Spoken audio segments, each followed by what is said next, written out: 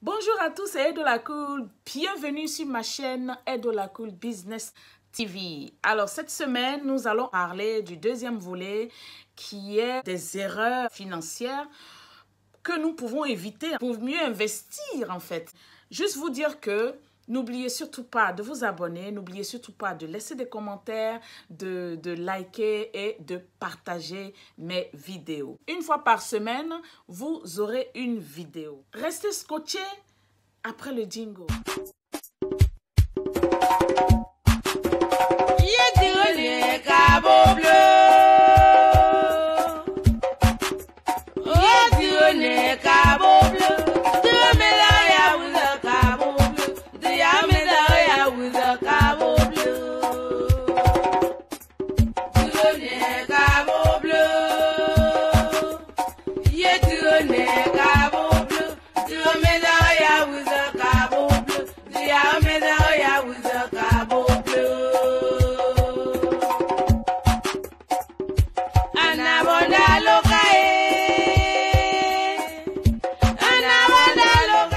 C'est un thème très sérieux en fait, parce que parmi nous, il y a des gens qui ont de l'argent, qui travaillent et puis qui ne savent pas comment vraiment gérer leur budget. Et donc, je continue dans mes exemples des habitudes que nous avons, que nous devrions normalement arrêter en fait pour pouvoir être des personnes confortables à pouvoir économiser et à pouvoir investir. Dans mon premier point, il faut être sûr que vous avez la bonne banque. Il faut être sûr que il faut connaître en fait ce que votre banque vous offre, frais de gestion. Il faut être sûr de ce qu'on vous prend à la fin de chaque mois. Il faut être sûr de combien votre banque vous prend pour la tenue de votre compte. Au cas où vous êtes dans le rouge, qu'est-ce qui vous prend comme charge? Il faut être sûr que vous tirez en fait profit de votre compte bancaire. Mon deuxième point cette semaine, il y a des habitudes comme par exemple, quand on fait le shopping, on ne compare pas les prix. Bon, aujourd'hui, nous tous, nous avons pris l'habitude de faire le shopping à partir de la maison. Bon, je ne sais pas si c'est la même chose pour vous, mais depuis qu'il y a cette histoire de Corona, là, c'est vraiment difficile pour moi, personnellement, de partir, de faire toutes mes courses sans que je touche à mon ordinateur. Je suis à 60-40, je fais 40%, je vais dehors pour faire les courses, et puis les 60%, je suis à la maison et je fais mes courses à partir de l'ordinateur. Et donc, ce que vous devez faire, c'est d'avoir l'habitude de comparer. Aujourd'hui, bon, on a les grandes surfaces un peu partout. Donc, quand vous voulez faire vos courses, il faudrait que vous fassiez la comparaison. Et ça, c'est quelque chose qui est toujours bon. Il y a un point aussi que j'aimerais que vous faites attention avec, c'est d'éviter surtout de croire que quand il y a des soldes, que c'est des bonnes soldes. Attention, parce que en fait, quand on voit le rouge partout, solde 50%, 60%, moi je vais vous dire, moi j'ai travaillé dans les grands magasins quand j'étais à Londres. Et bon, un peu à Manchester, mais quand j'étais à Londres, j'ai passé plus mes week-ends à travailler dans les grands magasins, sur Oxford Circus, sur Regent Street. Donc, c'est pour vous dire qu'il y a des façons que nous faisions pour pouvoir avoir les clients. D'accord? Donc, faites vraiment beaucoup attention. Quand vous voyez les soldes, faites bien les comparaisons pour pouvoir avoir le bon deal. Que ça soit pour l'assurance de votre voiture, que ça soit peu importe tout, que ça soit en tout cas tout, que ça soit pour acheter même le lait. Parce qu'aujourd'hui, grâce à l'Internet, nous avons la possibilité de faire ça. Nous avons cet outil-là que nous pouvons utiliser pour comparer les prix. Et puis, ce que vous devez savoir aussi, c'est que quand vous allez dans le magasin, ça veut dire que physiquement, vous allez au marché pour aller dans un magasin, les prix là-bas aujourd'hui, ça devient tellement cher comparé à l'Internet. Parce que ceux qui sont dans le magasin, ils ont un local à payer. Contrairement sur les websites où franchement, les choses sont vraiment assez moins chères. Vous comprenez un peu? Donc, il faut être quelqu'un qui fasse ce genre d'exercice avant d'acheter quelque chose, surtout quelque chose de cher. Voilà.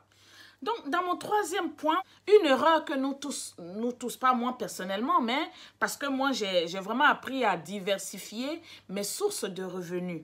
Et donc, avoir une seule source de revenus, c'est quelque chose de très très pas bien. Hein? Il faut avoir plusieurs sources de revenus. Ça veut dire que si ça ne marche pas avec votre boulot normal, votre deuxième boulot, enfin votre deuxième activité ou troisième activité peuvent compenser pour pouvoir en fait vous tenir. Donc c'est vraiment très important. Ça peut vous éviter la catastrophe. Et comme moi, j'aime vraiment vous le dire, depuis que je suis par exemple sur les réseaux, j'aime vraiment faire des posts où j'exprime ce que j'ai en moi, c'est-à-dire que moi, j'ai envie d'aller en retraite, c'est-à-dire que prendre ma retraite, c'est-à-dire que arrêter de courir de partout, hein, à l'âge de 50 ans. À l'âge de 50 ans, là, je me dis que je vais tellement diversifier mes sources de revenus que enfin, je ne serai pas en train de courir partout, en fait. Vous comprenez un peu? Donc, commencez à investir, surtout dans l'immobilier. Surtout parce que ça ne ment pas. Avoir des affaires à côté, vous pouvez vendre des choses, vous pouvez être sur, comment on appelle ça, Amazon, sur eBay, Gumtree, Facebook Market. Donc, c'est des choses que vous devez vraiment commencer de là où vous êtes, dans votre confort là, de la maison, vous pouvez commencer à faire. D'accord? Et c'est des sources de revenus que vous savez que à la fin du mois, là, vous savez ce que vous allez avoir. Donc, c'est vraiment très, très important. C'est très important parce que dépendre d'un seul salaire, j'aime bien le dire, dépendre d'un seul salaire, c'est très, très risqué. Surtout quand on a des enfants. Ou bien même on a une maison, on loue la maison de quelqu'un, par exemple. On ne peut pas risquer ça. On ne peut pas dire on va rester dans la maison de quelqu'un et ne pas payer. Donc, il faut être sûr que votre source de revenus, là, à la fin du mois, vous avez quelque chose qui vient de quelque part. J'ai toujours parlé de mon indépendance financière. Depuis que j'ai l'âge de, si je me rappelle bien, 18-19 ans, j'ai toujours dit que à l'âge de 50 ans, il faudrait que je sois indépendante financièrement. Voilà. Mon quatrième point cette semaine, c'est de vous parler un peu des habitudes aujourd'hui que, par exemple, les couples ont. C'est de ne pas avoir de compte en commun. Hein? C'est de dire que chacun a son compte et puis bon voilà. Mais c'est bien que chacun ait son compte dans un couple et puis il y a un compte principal, si j'ose dire, un compte entre vous deux où chacun envoie. Vous décidez, hein, parce qu'il faut vraiment être à mesure de parler des finances avec vos partenaires. Hein. Il faut pas que ça soit quelque chose de tabou. Il faudrait que l'homme va dire, ok, en tant qu'homme, j'envoie 70% des dépenses de la maison et l'autre va dire 30% des dépenses de la maison. Et puis, vous mettez tout ça ensemble et c'est dans un compte. Donc, ce compte-là, il est le compte de la maison, le compte du couple. Maintenant, chacun de son côté gère ses finances. Vous comprenez un peu?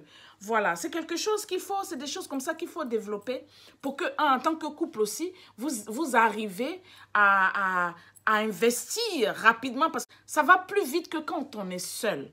Et donc, il faut aussi penser à faire ce genre de choses et arrêter les erreurs où chacun fait pour soi. On n'avance pas quand on est une seule personne. Quand on est deux et qu'on avance en tant que, par exemple, un couple, c'est quelque chose de très bien. Cinquième point cette semaine, ce que j'aimerais dire aussi, il y a des erreurs qu'il faut vraiment éviter. C'est-à-dire aujourd'hui, des gens qui se disent que, bon, je travaille, je mets l'argent à la banque, l'argent à la banque, l'argent à la banque. Mais est-ce que vous savez ce que la banque fait de votre argent?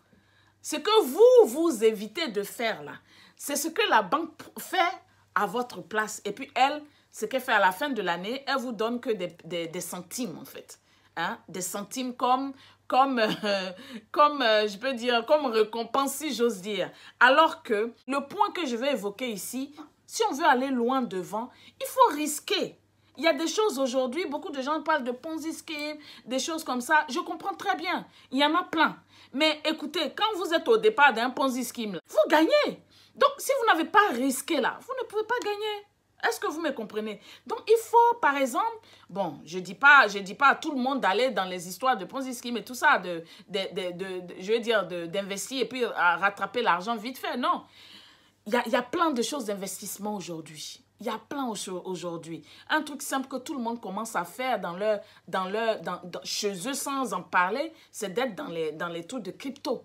Les crypto-monies, je vous dis, Si vous avez le temps, si vous vous dites que, ok, dans 5 ans, 6 ans, je vais mettre par exemple aujourd'hui 50 livres ou bien 100 livres de côté en crypto, acheter 0.00 de crypto aujourd'hui, dans 5-6 ans, ça va vous ramener beaucoup d'argent. Parce que nous tous, nous voyons comment le Bitcoin est en train de fluctuer. Ça va en haut aujourd'hui, ça va en bas demain, mais c'est pour dire qu'un jour, là, votre argent va aller en haut là-bas et puis vous pouvez retirer sans problème. Donc, c'est pour vous dire qu'il ne faut pas avoir peur d'investir. Beaucoup de gens m'approchent pour me dire qu'ils ont peur d'investir en Afrique. Parce que les gens sont ceci, parce que les gens sont comme ça. Moi-même qui suis assise devant vous, je suis une grosse victime. Mais ça ne m'a pas freiné, ça ne m'a pas stoppé de toujours insister. Et aujourd'hui, je me dis que les choses commencent à aller bien. Take your deep breath et puis tu avances doucement, doucement, doucement. Quand tu vois que ça ne va pas, quand tu vois que ton oncle ou ta tante ou bien ton frère t'a doublé, il faut t'asseoir, réfléchir à qui faire confiance pour pouvoir avancer. Moi, c'est le conseil que je peux donner. Ne pas avoir peur. N'ayez pas peur d'investir. L'argent, c'est quoi? On perd et puis ça revient. Ou bien? En tout cas, moi, je suis une tête brûlée sur ce côté-là. Mais c'est que pour moi, va sortir dedans un jour ou bien. Donc, c'est des choses comme ça. C'est ce genre d'attitude que nous devons avoir. Parce que l'Afrique aujourd'hui, je ne sais pas combien de pourcentage d'Africains aujourd'hui, des gens de la diaspora, prennent le temps d'aller voir ce qui se passe en Afrique. Hein. Eux, ils s'en vont. Ils se font l'argent. Nous autres qui sommes les innés de là-bas, là, nous autres qui sommes nous-mêmes de là-bas, on se dit non, on va me doubler, on laisse tranquille. Mais ma soeur, mon frère, quand tu investis, il faut te déplacer de temps en temps. Et tu verras que tes choses vont aller de mieux en mieux. Tu peux perdre au début, mais après, tu auras confiance. Un peu. Même si on est dans un monde de malo, c'est la seule façon d'être en Europe et avoir des revenus passifs en Afrique. Je vais vous donner un exemple. Vous savez, quand il y a eu cette histoire de Corona, j'étais chez moi, tout était fermé partout. Je prenais l'argent en Afrique. Il faut vraiment réfléchir à ça. C'est très important d'avoir plusieurs sources de revenus et ne pas avoir peur. N'ayez pas peur d'investir. Et la dernière erreur, c'est-à-dire la 6e erreur que nous commettons, nous tous en majorité, même si je ne suis pas dans cette majorité-là, c'est de laisser notre argent dormir en banque. Il faut éviter d'avoir ton argent qui dort en banque. Parce que les banquiers se lavent les mains comme ça. Ils se lavent les mains. Prends ton argent et investis. Le tiers de ton argent, investis. Investis ce que tu te dis que tu peux perdre. C'est quelque chose que je dis souvent. Mais la répétition est pédagogique. Et puis bon, il y a un autre point aussi en bonus, c'est-à-dire d'éviter, bon, on ne peut pas changer les habitudes des gens, mais ceux qui fument, ceux qui prennent beaucoup d'alcool, qui boivent, qui achètent des whisky, des ceci, il faut se dire que l'argent que vous mettez dans la cigarette, l'argent que vous mettez dans vos whisky ou rhum, ou peu importe, c'est l'argent qui peut être épargné quelque part et puis prendre pour pouvoir investir. C'est ça mon mot de fin. Sur ce, c'était Edo la Cool. N'oubliez surtout pas de partager mes vidéos. N'oubliez pas d'en parler, tout simplement de liker, de commenter. Et puis, on est à bientôt sur un autre thème. Goodbye.